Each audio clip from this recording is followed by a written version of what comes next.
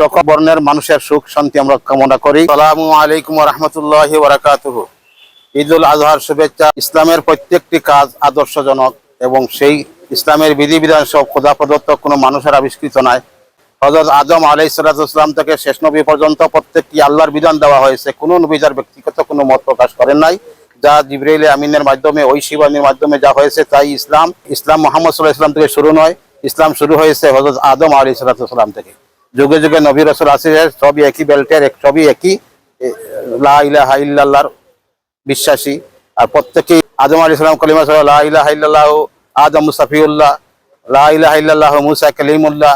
এইভাবে প্রত্যেক নবীর সময়ে যেভাবে কোম্পানির একটা ইনফর্ম থাকে যে কোন কোম্পানির মেড, এই যে নবীর উম্মত, সেই নবীর উম্মতের পরিচয় হিসাবে তার নবীর নাম সংযুক্ত হয়েছে। আজকে যে ঈদুল আজহা হযরত ইব্রাহিম আলাইহিস সালাম এর মাধ্যমে এই ঈদুল আজহার কুরবানি চালু হয়েছিল। ঈদের মাধ্যমে আমরা যে শিক্ষা পেয়েছি, এতে মুসলমানের ঐক্যতা, অনন্ত ভালোবাসা রয়েছে। সারা পৃথিবীর মুসলমান আসলে একই আছে, হয়তো বিভিন্ন জায়গায় সংঘবদ্ধভাবে যুদ্ধ চলতেছে, কোনো জায়গায় চলতেছে না। আমরা সারা পৃথিবীর অন্যায় বিরুদ্ধে আমরা সংগ্রাম ঘোষণা করছি। যত প্রকারের অন্যায় হোক আমরা জীবনের বিনিময়ে তা প্রতিরোধ করব। সকল বর্ণের মানুষের সুখ শান্তি আমরা কামনা করি।